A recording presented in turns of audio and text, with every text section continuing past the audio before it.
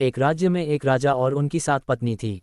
उन लोगों को किसी भी चीज़ की कमी महसूस नहीं थी। बस एक ही चीज़ की कमी थी, उन सभी 7 रानियों का एक भी बच्चे नहीं थे। इसलिए उसे बच्चे की कमी महसूस होती थी। लेकिन उनमें से 6 रानियां काफ़ी सुंदर थी और अपनी सुंदरता पर घमंड करती थी, और सबसे छोटी वाली रानी दिखने में काली और सुशील थी और घर के कामों में लगी रहती। एक दिन राजा ने शिकार के लिए घने जंगल की ओर निकला और उदास होकर एक पेड़ के नीचे बैठ गया। कुछ समय बाद वहां एक साधु आ पहुंचा और कहा, तुम इतने उदास क्यों हो पुत्र? राजा ने सारी बातें उस साधु को बताई। इतना सुनते ही उसने पेड़ से आम तोड़कर राजा के हाथ में देते हुए कहा, अपनी 7 पत्नी को आपस में बांट कर खा ले। राजा ने इतना सुनते ही घर आ पहुंचा और 6 रानियों के हाथों में दिया। 6 घमंडी रानियों ने आपस में बांट कर खा ली और छोटी रानी को इस बात का पता भी नहीं चला। कुछ देर बाद उसे आम का छिलका नीचे पड़ा मिला। छोटी रानी ने उसे उठाकर खा ली। कुछ महीनों बाद वह गर्भवती हो गई।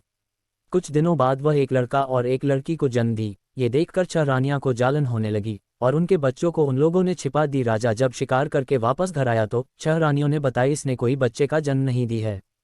कई वर्ष बीत गए, बच्चों को माँ से अलग हुए। अब वो काफ़ी बड़े हो गए थे और बिल्कुल अपने माँ बाप जैसे दिखते थे। काफ़ी समय बीतता गया। एक दिन बच्चे ने खेलते हुए अपने माँ बाप के पास आ पहुँचा। वो बिल्कुल अपने माँ बाप के जैसा दिखते थे।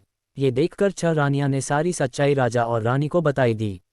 राजा ने उन दोनों बच्चों को गले से लगाकर उन्हें अपने पास रख लिया और 6 रानियों को घर से बाहर निकाल दिया गया। राजा और रानी खुशी खुशी रहने लगे।